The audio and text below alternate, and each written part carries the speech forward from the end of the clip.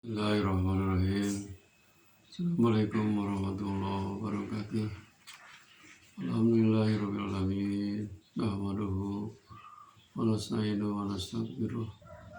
Wa na'udzu billahi min syururi anfusina min sayyiati a'malina. May yahdihillahu fala mudilla lahu wa may yudlil fala hadiya lahu. Asyhadu an la ilaha illallah wa asyhadu anna Muhammadan abduhu wa rasuluh.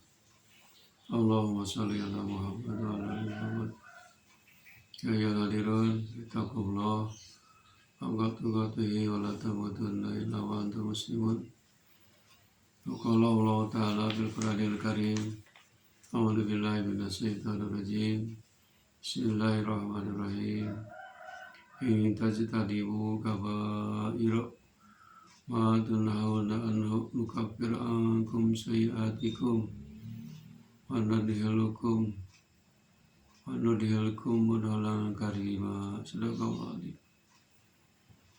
Saudara-saudaraku yang dirahmati Allah SWT, alhamdulillahirabbil alamin, kita pada saat ini masih diberi nikmat oleh Allah SWT, nikmat iman, nikmat Islam, dan nikmat sehat, juga nikmat umur.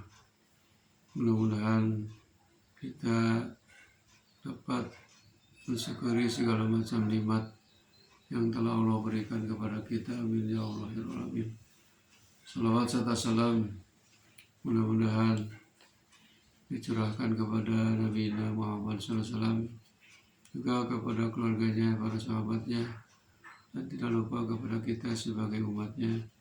Amin ya Allah ya Rabbal alamin.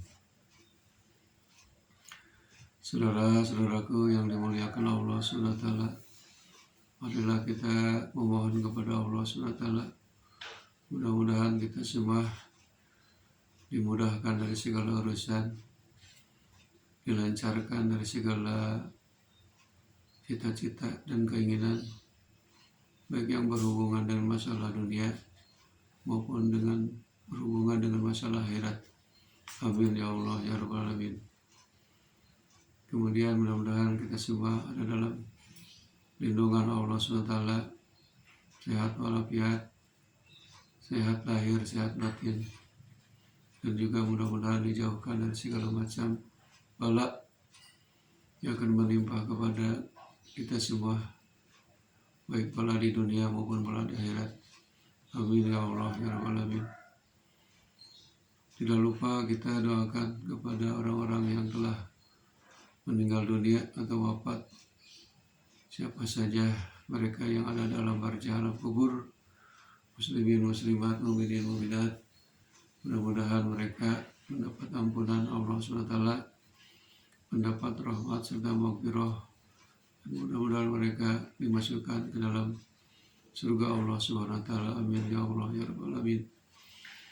Juga mari kita doakan keluarga kita, keturunan kita, mudah-mudahan menjadi keluarga yang sakinah mawaddah warahmah, keluarga yang barokah, anak yang barokah, istri yang barokah, suami yang barokah, harta yang barokah melimpah, dan mudah-mudahan menjadi orang-orang yang saleh dan salehah. Amin ya Allah ya Rabbal alamin. Saudara-saudaraku yang dirahmati Allah SWT, dalam mukadimah tadi saya bacakan ayat suci Al-Quran surat An-Nisa ayat 31. A'udzu billahi minasy syaithanir rajim. Bismillahirrahmanirrahim. In tajtanibu kaba'ira ma tunhauna anhu nukaffir ankum sayyi'atikum wa nudkhilukum mudkhalan karima. Sadaqallahu adzim. Artinya, jika kamu menjauhi dosa-dosa besar di antara dosa-dosa yang dilarang, kamu mengerjakannya, niscaya kami hapus kesalahan-kesalahan dosa kecilmu, dan kami masukkan kamu ke tempat yang mulia. Hadirin rahimakumullah, ini ayat yang berhubungan dengan dosa, baik itu dosa besar maupun dosa kecil. Di dalam Al-Quran dan dalam hadis kemudian dari ijtima para ulama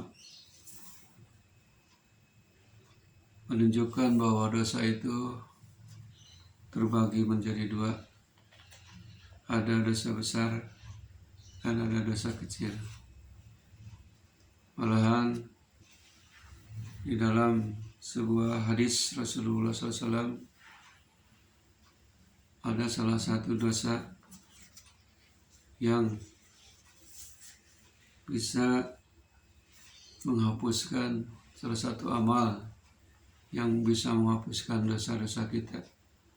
Seperti hadis Rasulullah SAW yang berbunyi, as-salawatul khamsu wal jum'atu ilal jum'ati wa ramadanu ila ramadana mukaffiratun lima bainahunna idza tunibatil kabairu. Artinya salat 5 waktu antara satu Jumat dengan Jumat yang lain, di antara satu Ramadan dengan Ramadan yang lain, adalah penghapus dosa-dosa yang ada di antaranya selama tidak melakukan dosa-dosa besar. Hadirin rahimakumullah, amalan-amalan yang dapat menghapus dosa semacam ini ada 3 tingkatan. Pertama, amalan yang tidak mampu menghapus dosa kecil karena kelemahan amal itu sendiri. Misalkan kurang ikhlas dan kurang menepati persyaratannya. Amalan ini sama dengan obat yang tidak mampu menanggulangi penyakit, baik secara kuantitas maupun secara kualitas. Dan yang keduanya, ada amalan tersebut dapat menangani dosa-dosa kecil saja, akan tetapi sedikit pun tidak dapat menghapus dosa-dosa besar. Dan yang ketiga, ada amalan-amalan tersebut dapat menghapus sebagian dosa kecil, tetapi tidak bisa menghapus dosa-dosa besar. Perhatikan hal ini dengan seksama. Niscaya akan dapat menghilangkan beberapa keraguan kita. Dalam sebuah hadis Rasulullah SAW diriwayatkan oleh Imam Bukhari dan Imam Muslim, Rasulullah bersabda, "Ijtanibus sab'al mubiqati." Qila wa ma hunna ya Rasulullah? Qala al-israku billahi wasihru wa qatlun nafsillati haramallahu illa bil haqqi wa aklu malil yatimi wa aklu riba wa tawali yawma jahbi wa qadful muhsanatil ghafilatil mu'minati. Artinya, jauhilah olehmu 7 dosa yang dapat menghancurkan amal.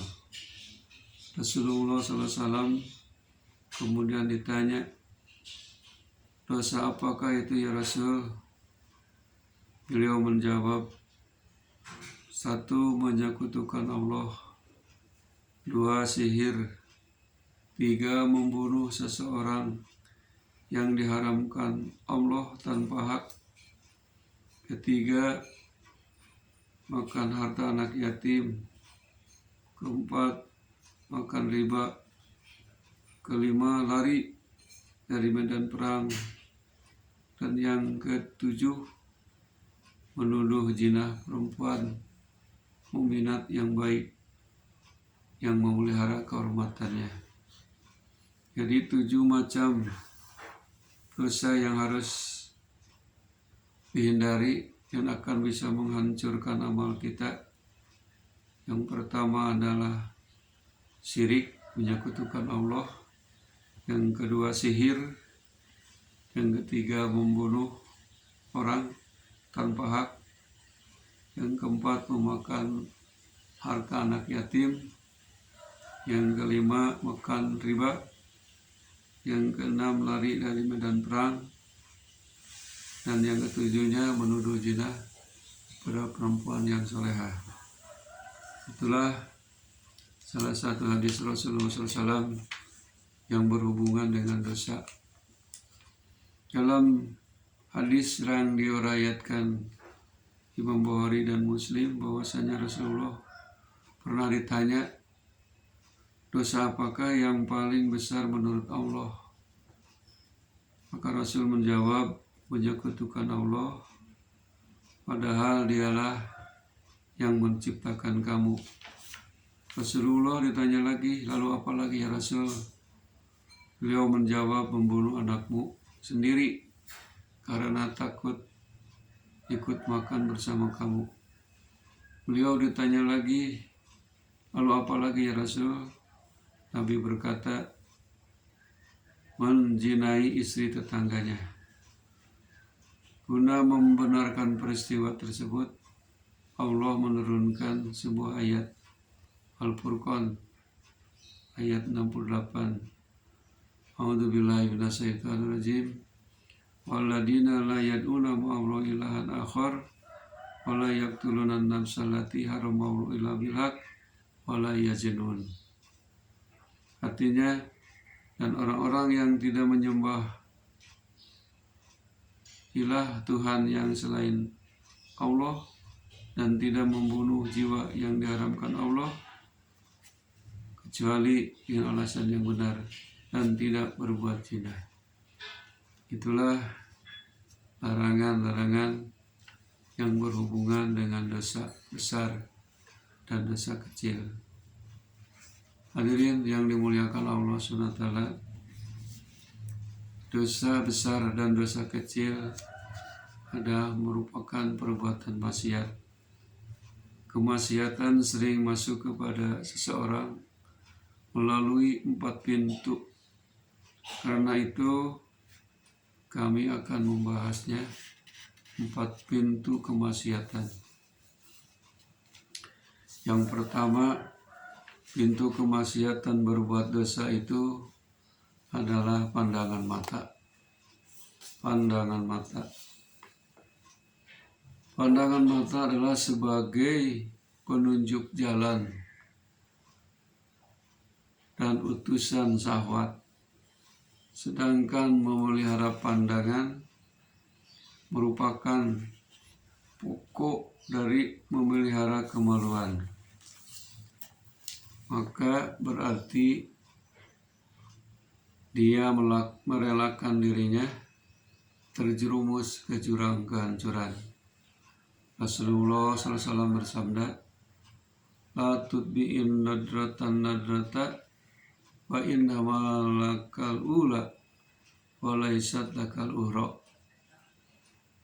Janganlah kamu ikuti satu pandangan dengan pandangan yang lain, sebab pandangan yang pertama menjadi milikmu atau halal, sedangkan pandangan yang kedua bukan milikmu, yaitu haram. Rasul juga terus bersabda lagi tentang pandangan mata. Ad-nadratu sahmun masmumun min sihami iblisa paman godok basarahu an mahasini imro'ati lillah arasallahu qalbahu halawatan ila yaumi yalqah. Pandangan mata merupakan anak panah iblis yang beracun. Karena itu, barang siapa yang mampu menundukkan matanya dari kecantikan seorang perempuan karena Allah, maka Allah akan memberikan kenyamanan hati sampai pada hari di mana ia menghadap kepadanya. Rasul bersabda lagi, qaddu absarakum wahfadu furujakum. tundukkanlah matamu dan peliharalah kemaluanmu. Dalam hadis yang lain Rasul bersabda, wa iyyakum wal julus ala turuqati. Qalu ya Rasulullah majalisuna malana buddum minha. Qala wa in kuntum la budda fa'ilin fa'utu tariqu haqqahu. Qalu wa ma haqqahu. Qala qadul basari wa qaful ada wa raddus salam. Artinya, hindarkanlah kalian dari duduk-duduk di tepi jalan. Para sahabat bertanya, wahai Rasulullah, itu adalah tempat duduk kami. Kami tidak bisa meninggalkan tempat itu. Rasulullah SAW bersabda, jika kamu memang memaksa atau terpaksa melakukannya, maka berilah hak jalan tersebut. Para sahabat bertanya lagi, apa haknya? Rasulullah bersabda, menundukkan pandangan mata, menjauhi hal-hal yang menyakitkan, dan menjawab salam. Itulah kunci atau pintu pertama yang berhubungan dengan kemaksiatan. Yang keduanya, pintu kemaksiatan adalah bisikan hati. Bisikan hati ini suatu hal yang sangat sulit dikendalikan, karena ia adalah pangkal dari kebaikan dan kejahatan. Dari bisikan hati timbul kehendak, cita-cita, dan tekad bulat dan angan-angan. Oleh karena itu, barang siapa mampu menjaga bisikan hatinya, ia akan dapat mengendalikan atau mengekang hawa nafsunya. Tetapi jika ia terkalahkan olehnya, maka ia akan dikuasai hawa nafsunya. Jika ia menganggap sepele terhadap bisikan hatinya, maka ia akan terjerumus ke dalam lembah kehancuran. Bisikan itu senantiasa mendekam dalam hati sehingga menjelma menjadi sebuah angan-angan yang tidak baik. Allah Subhanahu wa taala berfirman dalam surat An-Nur ayat 39. A'udzu billahi minasyaitonir rajim. Bismillahirrahmanirrahim. Kasarobim biqiyatin sabuhud dom'anu ma'an hatta idza ja'ahu lam yajidhu syai'a wa wajadahu lahu indahu wa wafahu hisabahu wallahu sari'ul hisab. Sadaqallahul adzim. Artinya, laksana fata morgana di tanah yang datar, yang disangka air oleh orang-orang yang dahaga, tetapi bila didatanginya air itu, dia tidak mendapatinya sesuatu apapun, dan didapatinya ketetapan Allah di sisinya.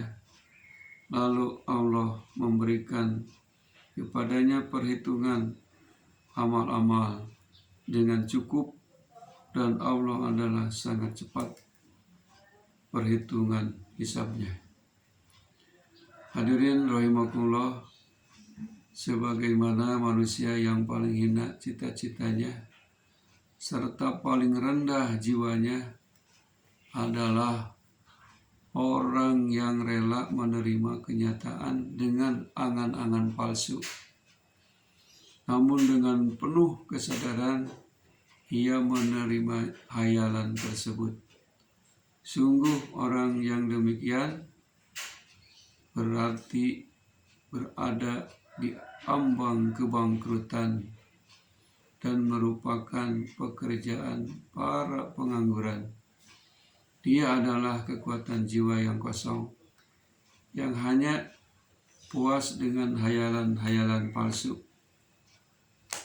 Untuk itu kita jangan terlalu banyak hayalan, panjang angan-angan. Itu adalah pengaruh bisikan hati yang jelek. Yang keduanya, pintu kemaksiatan yang ketiga adalah melalui perkataan atau ucapan. Saudara-saudaraku yang dirahmati Allah, cara mencegah ucapan adalah dengan tidak mengeluarkan perkataan yang sia-sia, tidak berbicara kecuali hal-hal yang mendatangkan keberuntungan dan tambahan dalam agama. Jika hendak membicarakan sesuatu, pertimbangkan lebih dahulu apakah dalam pembicaraannya itu akan mendapatkan keuntungan atau mendapatkan kerugian atau kecelakaan. Jika ternyata menurut pertimbangannya misalkan perkataan itu tidak mendatangkan keuntungan, maka tidak usah dibicarakan. Akan tetapi jika pembicaraannya itu mendapatkan keuntungan, maka ia mempertimbangkan lagi apakah ia dapat membicarakan sesuatu yang lebih menguntungkan dari yang akan dibicarakan. Jika demikian, maka ia tidak akan menyia-nyiakan kesempatan pembicaraan itu.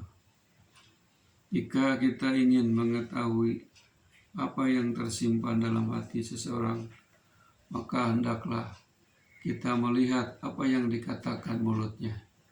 Sebab mulut itu senantiasa menjelmakan apa yang terpendam dalam hatinya, baik ia mau mengakui atau tidak.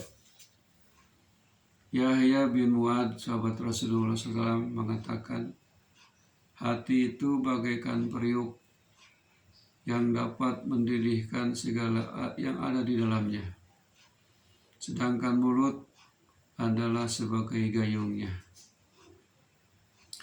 Coba perhatikan orang yang sedang berbicara. Mulutnya pasti akan mengeluarkan kata-kata yang ada di dalam hatinya, baik yang manis maupun yang musam, yang tawar maupun yang asin dan sebagainya. Kita akan tahu bagaimana isi hatinya melalui kata-kata yang diucapkan oleh mulutnya. Sama halnya jika kita mencicipi makanan yang ada dalam sebuah periuk, dari situ kita akan mengetahui rasa makanan kata-kata yang diucapkan mulut seseorang.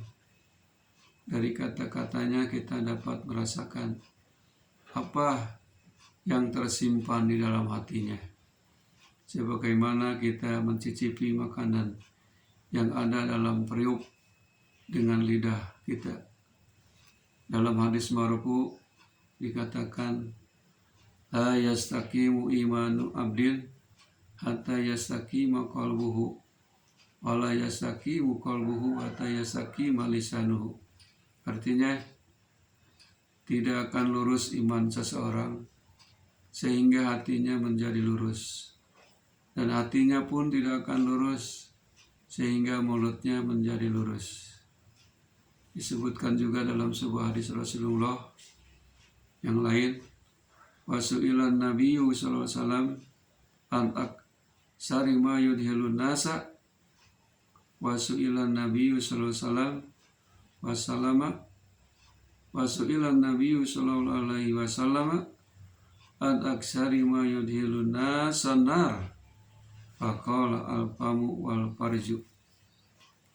Nabi SAW pernah ditanya tentang apa yang sering menyebabkan seseorang masuk neraka. Nabi SAW menjawab, mulut dan kemaluan. Hadis riwayat Tirmidzi. Hadirin rahimakumullah, itulah pintu kemaksiatan yang ketiga, yaitu perkataan dan ucapan. Oleh karena itu, jagalah ucapan, perkataan hadis Rasulullah SAW, barang siapa yang beriman kepada Allah dan kepada hari akhir, maka berbicaralah dengan ucapan yang baik. Kalau tidak bisa berkata yang baik, yasmut, lebih baik diam. Saudara-saudaraku yang dirahmati Allah Subhanahu wa taala, itulah pintu kemaksiatan yang ketiga. Pintu kemaksiatan yang keempat adalah langkah kaki. Langkah kaki ini bisa ada dua. Ada langkah kaki yang melangkah kakinya kepada kebaikan, dan ada yang melangkahkan kakinya kepada keburukan atau kejahatan. Oleh karena itu, langkah kaki ini harus kita jaga, niat kita jaga. Melangkahkan kaki kalau kepada kebahagiaan, insya Allah itu menjadi ibadah. Misalkan melangkahkan kaki untuk beribadah sholat wajib atau untuk thalabul ilmi, diawali dengan ucapan bismillahi tawakkaltu ala Allah la haula wala quwata illa billahil aliyil azim. Menjaga langkah kaki artinya tidak akan melangkahkan kaki kita kecuali menuju sesuatu yang ada pahalanya. Jika dalam melangkahkan kaki itu tidak terdapat tambahan pahala, maka duduk adalah yang terbaik bagi kita. Boleh saja seseorang melangkahkan kakinya guna melakukan hal yang mubah, tetapi selama bertujuan mendekatkan diri kepada Allah Subhanahu wa taala, maka langkahnya itu pun akan dihitung sebagai ibadah. Tergelincir itu ada dua macam, yakni tergelincirnya kaki dan tergelincirnya lidah. Keberadaan yang satu adalah membuktikan adanya yang lain, sebagaimana disebutkan dalam Al-Quran, surat Al-Furqan ayat 63. A'udzubillahi minasyaitonirrajim. Bismillahirrahmanirrahim. Wa ibadur rahmanil ladzi yamshuna 'alal ardi hauna wa idza khatabahumul jahiluna qalu salama. Dan hamba-hamba yang baik dari Tuhan yang Maha Penyayang itu ialah orang-orang yang berjalan di atas bumi dengan rendah hati. Dan apabila orang-orang yang bodoh menyapa mereka, mereka mengucapkan kata-kata yang mengandung keselamatan. Itulah hadirin rahimakumullah, 4 macam pintu kemaksiatan.